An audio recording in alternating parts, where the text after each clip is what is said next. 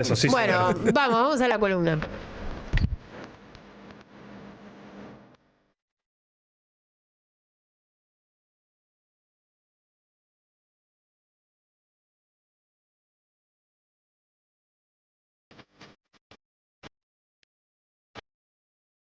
Política del cubo con Manu Saralegui en el 530. Tenemos estética, tenemos un nuevo nombre.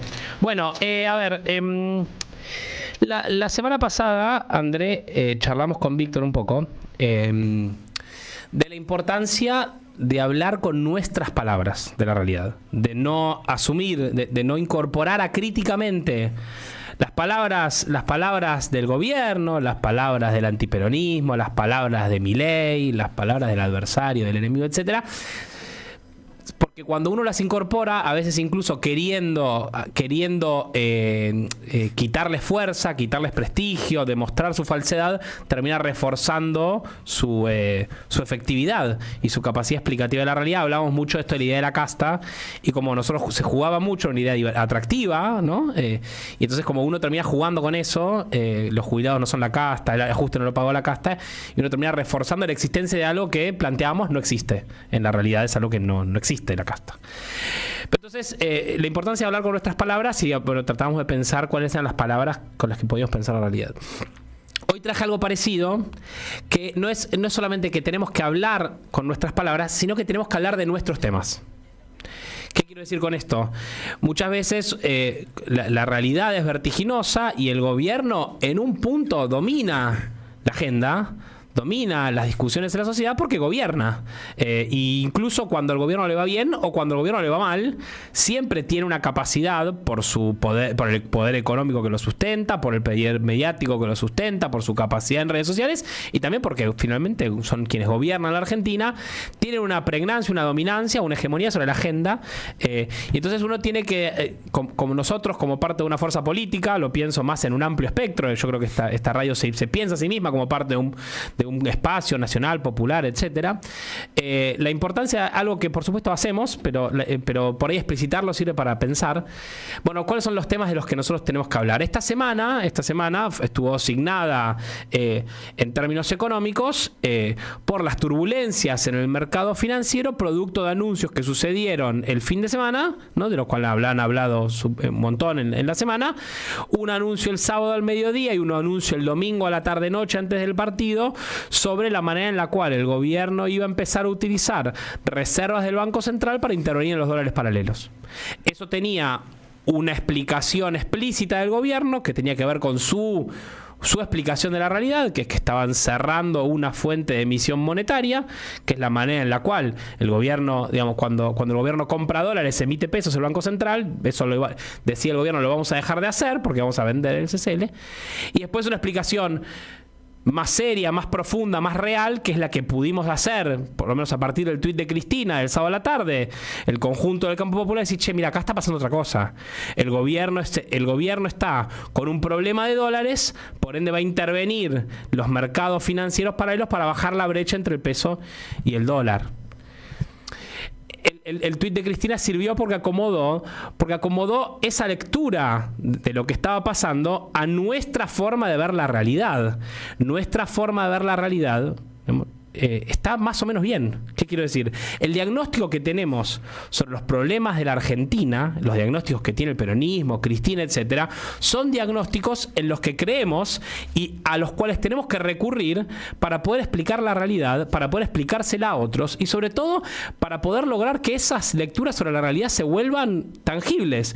Una cosa que pasaba, ahora para pensarlo más en concreto, una cosa que pasó, me acuerdo que fue una discusión muy importante en 2022, la encuestadora Analogías hace una encuesta sobre la deuda externa en el año 2022 en la Argentina.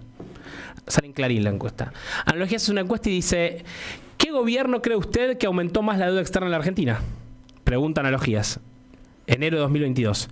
Y sale 38% Mauricio Macri, 17% no sabe, 45% Alberto Fernández.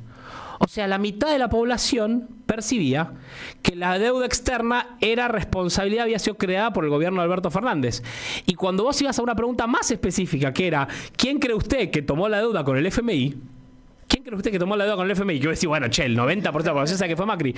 El 43% dijo Macri, el 25% dijo Alberto Fernández y el 30% dijo no sabe. ¿Qué quiero decir con esto? Parte de una de las cosas que salió mal en el gobierno de Alberto Fernández es que, además de que gobernamos mal, explicamos mal los problemas de la Argentina. El macrismo, que había creado una terrible deuda externa en la Argentina y que generó el principal problema económico que tiene la Argentina hoy,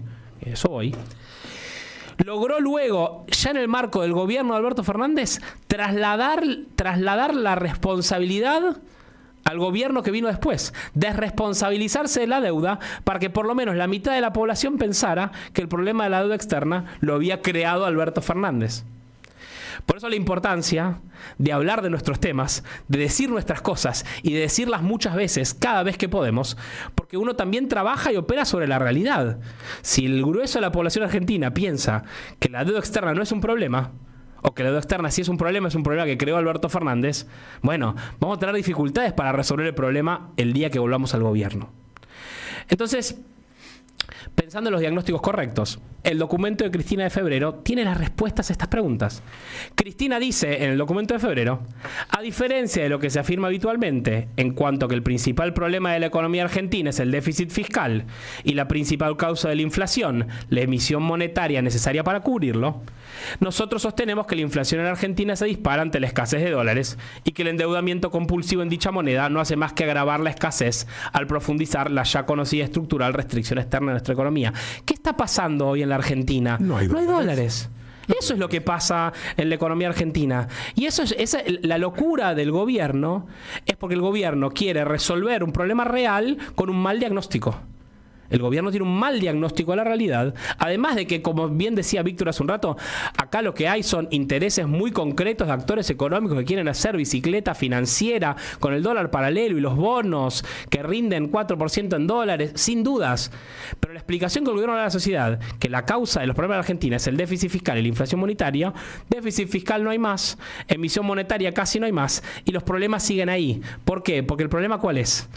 El exceso de endeudamiento externo de la Argentina que agrava la escasez de dólares.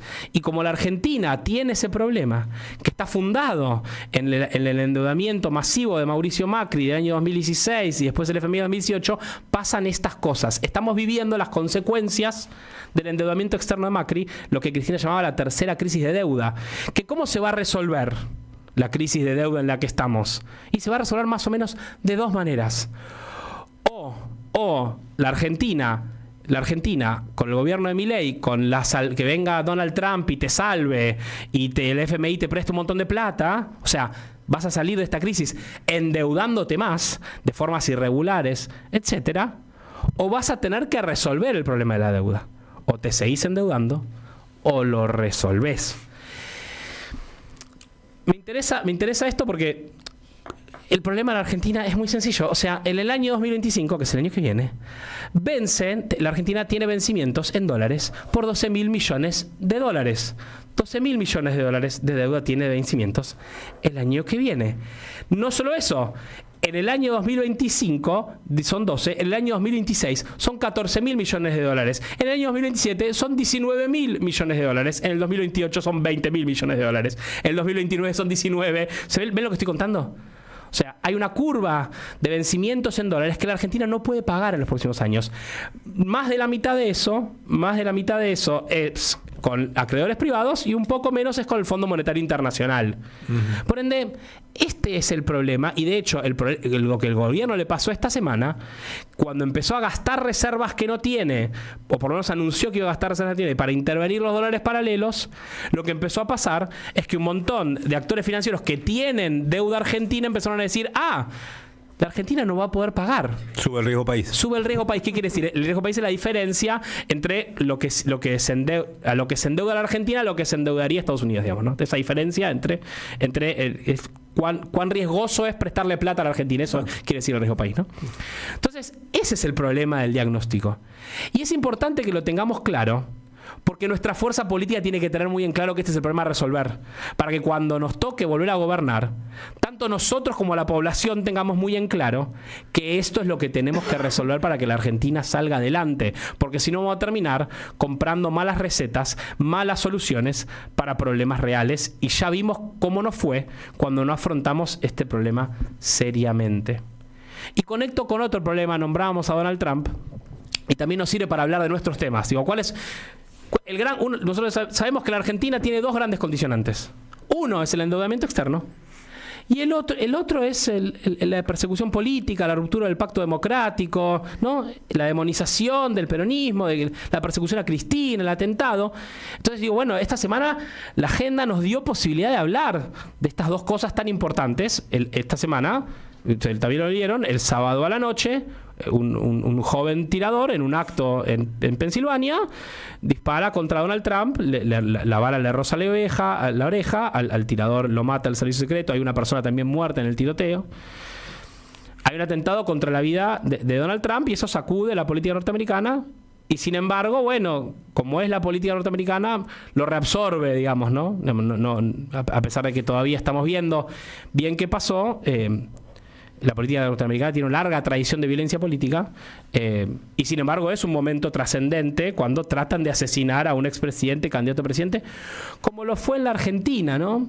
Y en la Argentina, a pesar de que no salen los diarios y en los medios, está sucediendo el juicio por el intento de asesinato a Cristina.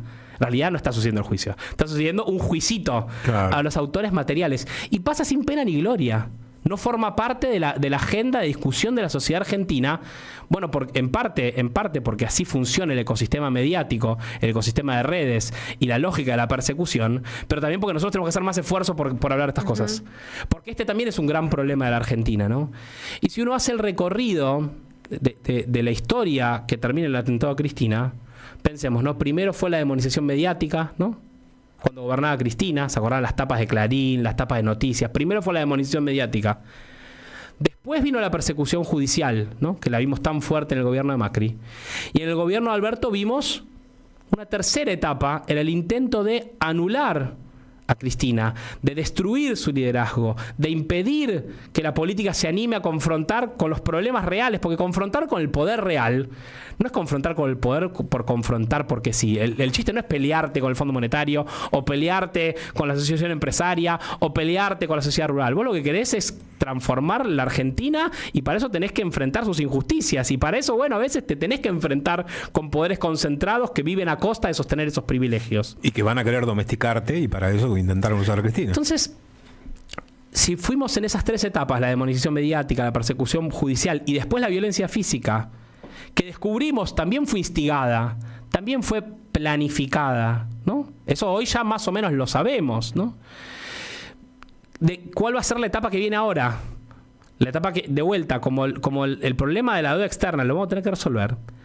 La impunidad alrededor del intento de asesinato a Cristina también es algo que tenemos que abordar y tratar de pensar. Miren, esta semana leí el libro de Irina Hauser, que ahí no sé si está en la cámara, buenísimo, Muerta o presa, salió el año pasado, lo recomiendo, se lee súper rápido, es impresionante lo que cuenta Irina Hauser.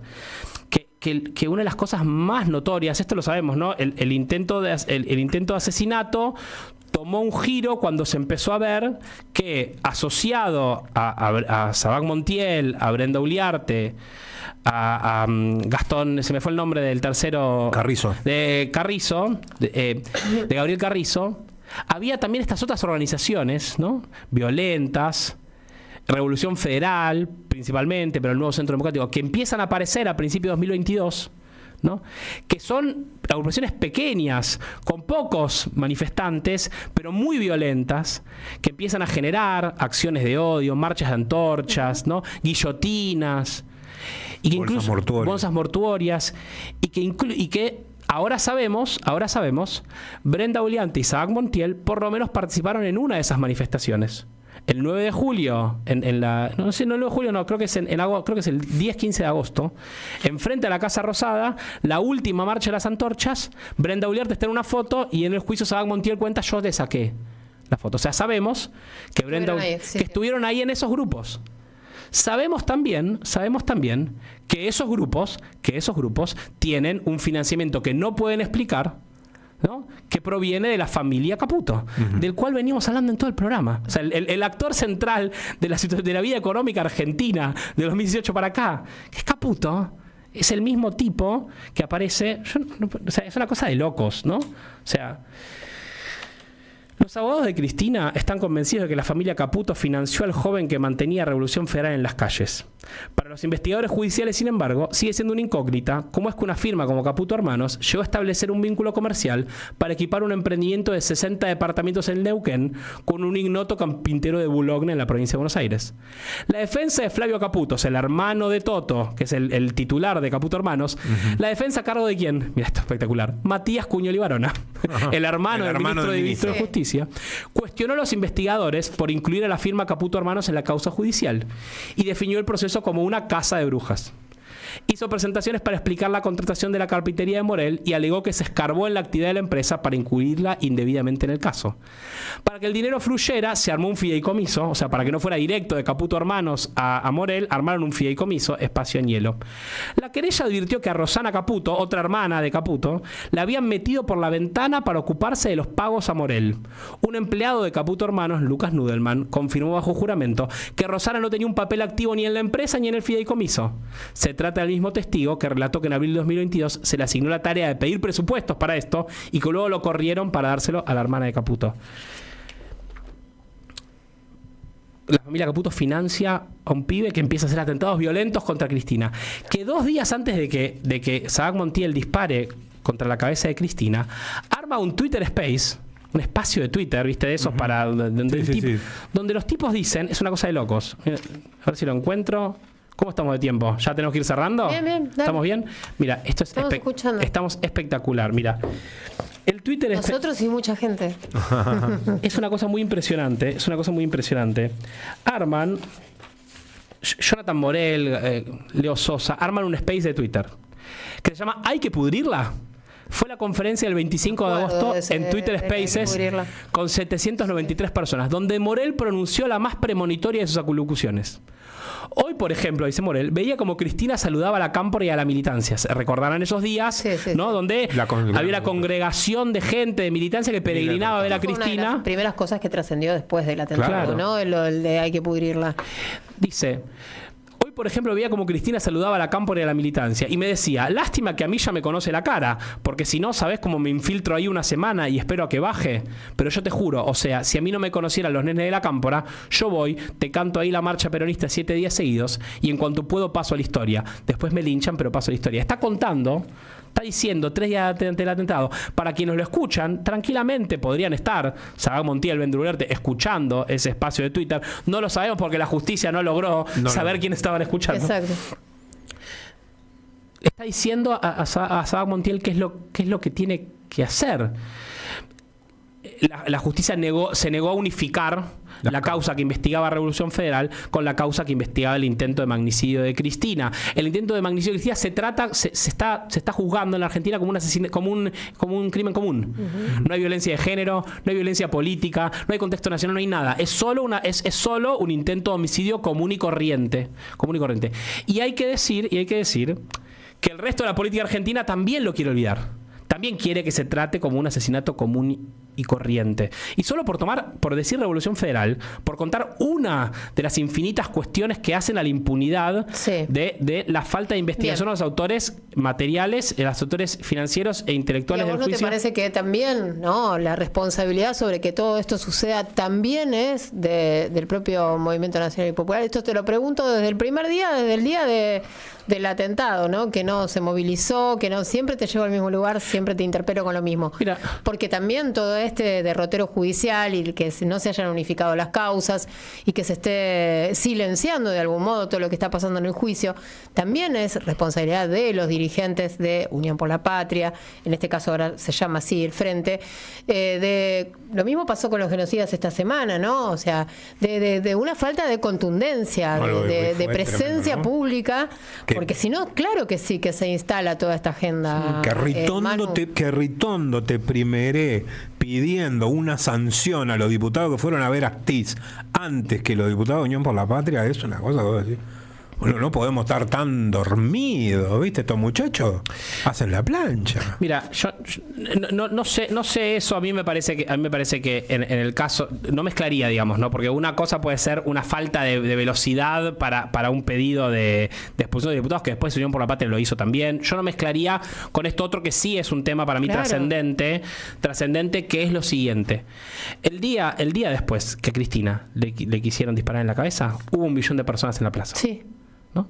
Hubo 1 millón de personas en la plaza. Y Cristina, frente a esa situación, Cristina eligió un camino, que fue el de denunciar que se estaba rompiendo un pacto democrático, que era el pacto de no matar, era el pacto de excluir la violencia política como una forma de dirimir las discusiones de la democracia, a lo que Cristina se indica como el origen de la democracia en 1983, que uno puede decir, bueno, ese pacto democrático tuvo momentos tensionados. Uno dice, bueno, las sazonadas carapintadas, el asesinato de Costequi Santillán, la desaparición de Santiago Maldonado, por nombrar algunos, donde vos decís, se nos tensionó la democracia.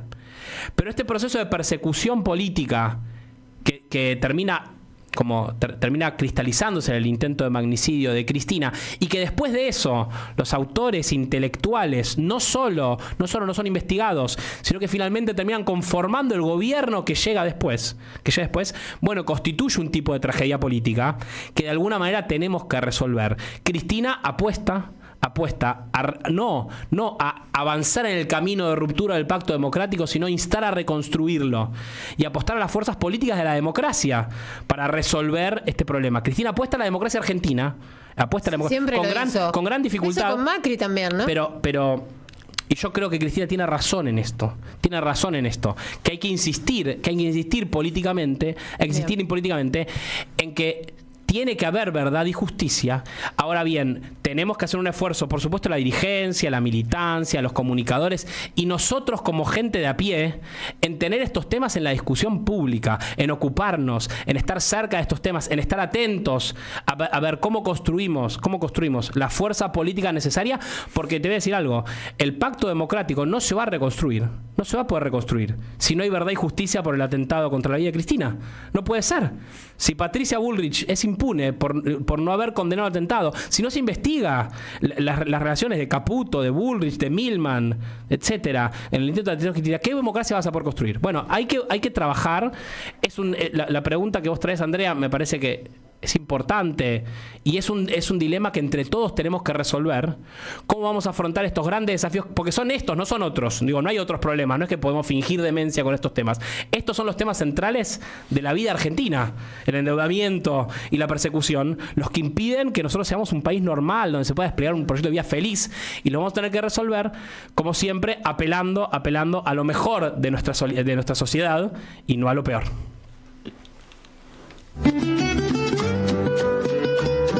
Unos 8 minutitos de las 7 de la tarde, estamos en la 530 y vamos a dar la media vuelta.